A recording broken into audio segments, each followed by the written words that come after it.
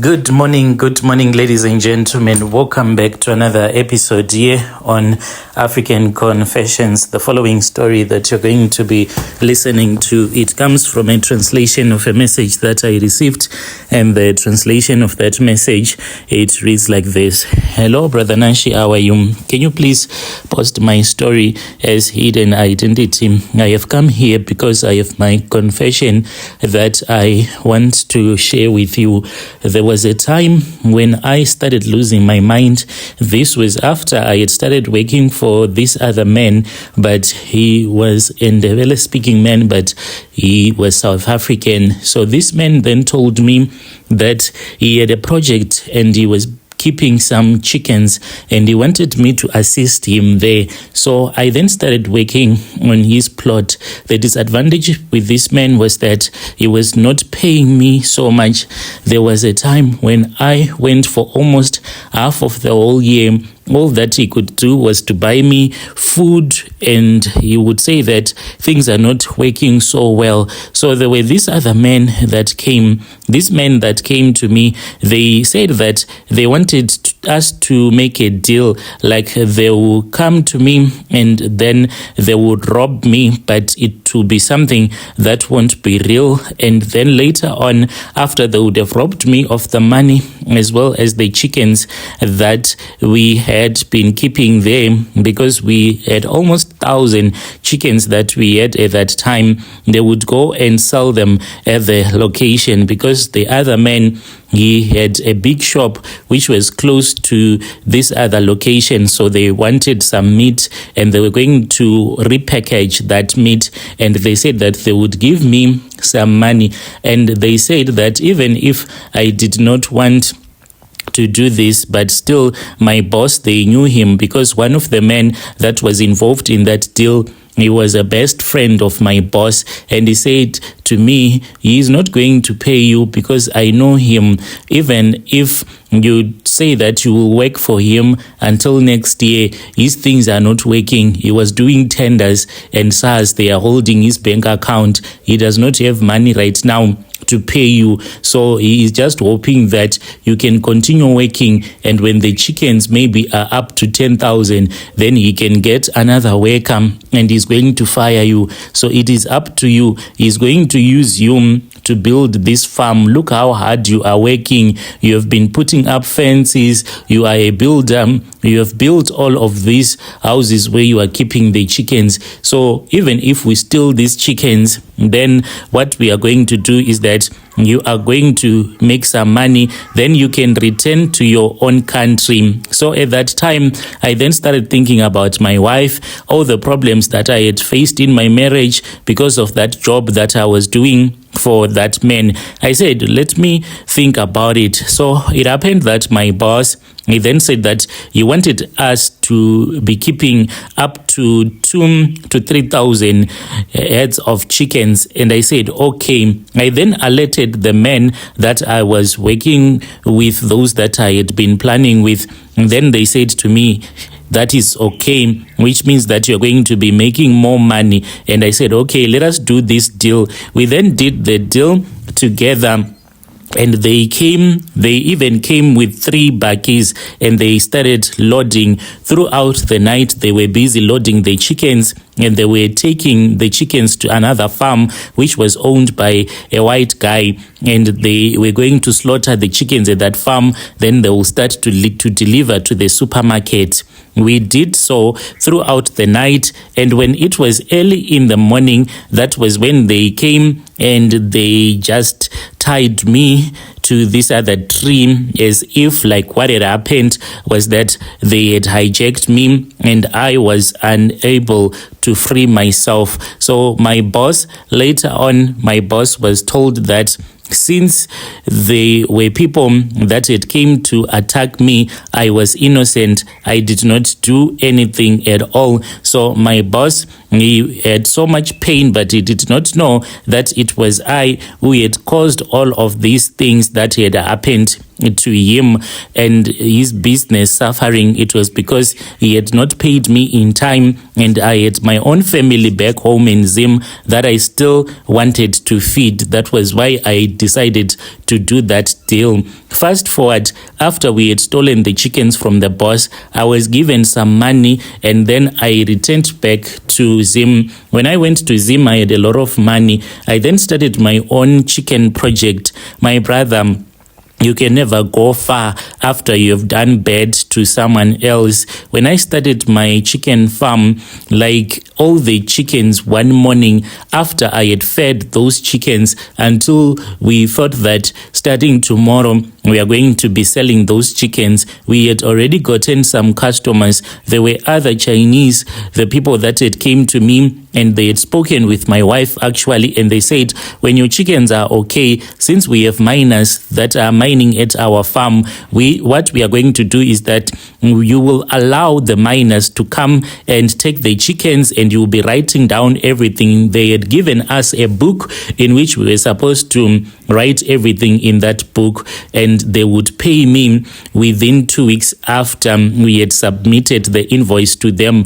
Like, this was the beginning of something that was going to be good. I was even laughing with my wife when I returned back to South Africa the moment before I had lost my mind. I said to my wife, you see, here what I'm going to be doing is that I am going to South Africa to work. The money that I'm going to be getting, my wife, is I'm just going to buy at 12.5, and I'm going to buy some cooking oil and a dozen of eggs. I will survive on that throughout the month. The rest of the money, I'll just pay rent, and I send the rest to you so that you can buy a lot of chicken feed, because after this we have to approach big supermarkets and we tell them that we are already supplying this other mine, so they have to give us a job. So me and my wife, we were so excited because we honestly thought that maybe this was something good that was going to happen. But after I had returned to South Africa,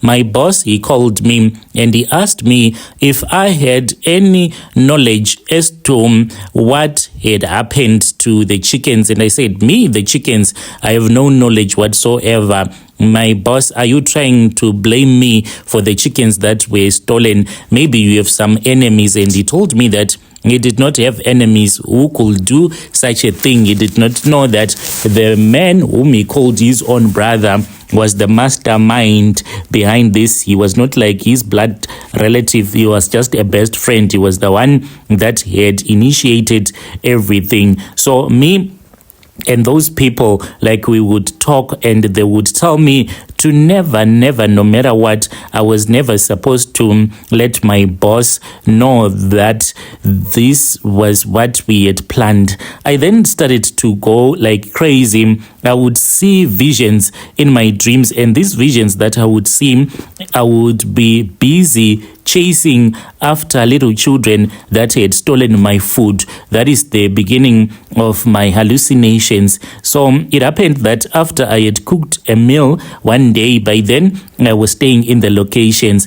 After I had cooked a meal and I was busy just washing my hands outside because it was really hot, I only had a small boxer short that I was wearing, preparing to eat my pap and eggs. When I got back into the house, that was when I discovered that they were kids that were inside my room. I asked them who they were. These kids, then they told me that they wanted to eat my food.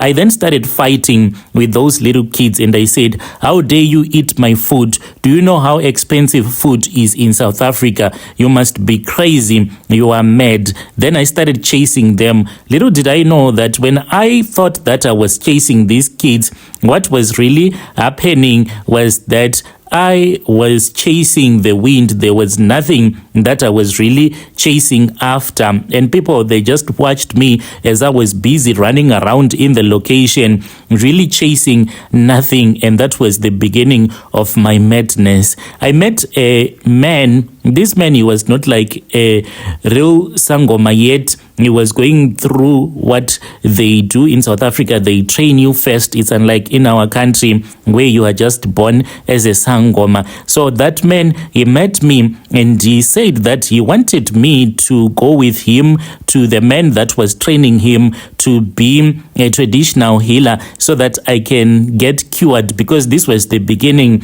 of my suffering. I was going to be running mad. I then started chasing after him, and what I did, Brother Nashi, everyone was shocked with the way that I reacted, because this man, when he was speaking with me, I then said to him, do you know that I have a gun? And when I said that, do you know I have a gun? In my mind, I was telling myself and believing everything that I was telling myself, that I had a gun. And I then started showing him my manhood. I just pulled down my boxer short and I said, you see, I have a gun. I'm going to shoot you with this gun. I honestly saw my manhood as if it was an AK-47. I then saw that the boxer short was the one that was blocking me from holding my manhood, which I thought was the gun properly. I then removed the boxer short. Now I was totally naked. I was running whilst I was holding my manhood, as well as the bows, running around chasing after people saying that I'm going to shoot you. I'm going to shoot you. You think that I am stupid. I'm not stupid. And then that was when I was taken to the hospital. I stayed in the hospital, but I ran away from the hospital where they were keeping us as mad people. By then, I was wearing clothes, and then I started to go around in Johannesburg as I was eating from the rubbish bins, and I was just picking food everywhere. As for my wife, she was told that I had been running mad. I kept hearing a voice that was telling me that I was supposed to return back to that man because he had gone to a sangoma and he had been told what had happened. I finally agreed to go to him. As mad as I was, I went, and when I got to his house, his wife was the one that was there. Everyone was surprised to hear a madman speaking so properly, asking for forgiveness from that man because I had planned with his best friend so that we can steal the chickens, more than 2,000 chickens that we stole, and they were sold in a supermarket.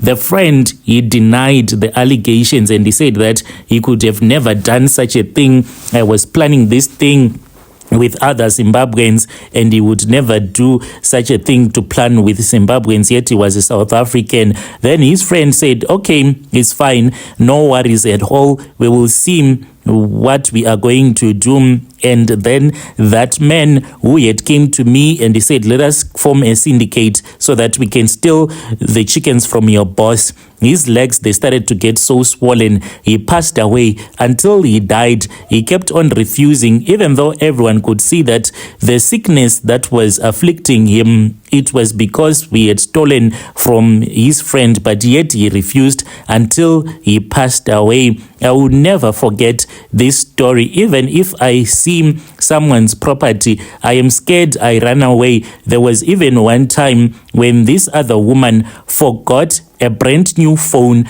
This woman, she came into the taxi and she sat right next to me. So by the time that she got off from the taxi, it was only a few of us that were remaining in the taxi, and on the seats where we were seated, it was only me and her. There was no one that saw that she had forgotten a phone. And when I looked, I then saw that it was a brand new phone. And I took it, I pressed it, and I saw that it was a beautiful Samsung phone. And to everyone's surprise, that was in the taxi.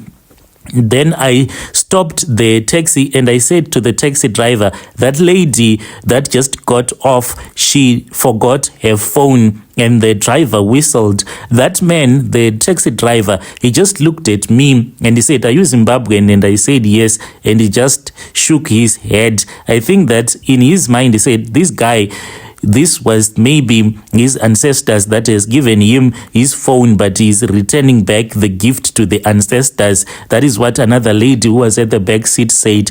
But what they did not know was that I once took something from someone that did not belong to me and I suffered. I was running mad and I will never repeat such a thing. But man, he later told me that he went to a traditional healer to Mozambique and he was told everything that we had planned and everything that we did, making his business to go down, and he did those rituals against me and my friend. So this is my confession, and I hope that to other people that love to steal from people, if you see a door open, then you enter, you steal a TV, whatever, one day you will suffer because of that, because there are people that do not hesitate, that can go to a sangoma to bewitch you. I am just grateful that after I had gone to him to confess, he forgave me. And then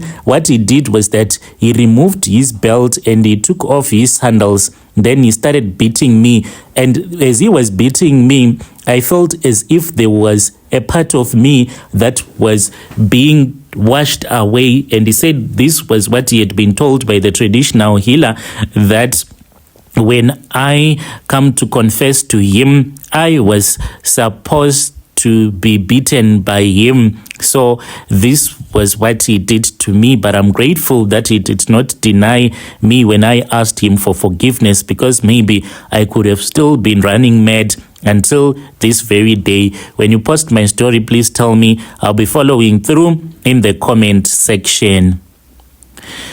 Dear listeners, right there was a message that was sent to me by one of our dear brother. Strange things indeed they do happen in this world. Let us try to speak with our brother in the comment section. Then another message that I received from our sister. I'll give you a narration. The message, it reads like this. Hello, Brother Nashi, how are you? Can you please post my story as hidden identity? I am a Zimbabwean woman. I am dating this rich guy, but he's quite old. He has grandchildren already. So this man, his wife passed away a very long time ago. She committed suicide after they had gone on a vacation. When they returned back, then he held a birthday party for him and he bought her a brand new car, and she committed suicide in that car. So this man then told me that there was something that he wanted me to help him with. He's saying that he wants to give me money. He gives me girlfriend's allowance each and every month, and the money that he gives to me, he wants me to go and buy a tombstone for his late wife. And after buying the tombstone, he wants me to go and speak with his late wife's relatives so that they can allow him to put a tombstone on her grave, because he told me that there was something that happened between him and his in-law, and they are no longer talking to each other, and they say that they do not want him near their wife's grave. So is it possible that I can go and speak on his behalf with the relatives? He says that you will go and lie to my relatives that things in our relationship are not working out because I did not put a tombstone on my wife's grave. Then they will allow you to have the tombstone placed. I'm scared. Is this man a ritualist? Dear listeners, right there was a message that was sent to me by one of our dear sister. Let us try to speak with her in the comment section. Do you think that it is even possible, dear sister, that you go and you put a tombstone on the grave of someone that you never knew? This man, I think he is going to use you for rituals. Tell me what you think in the comment section. Let us speak with our dear sister as well in the comment section.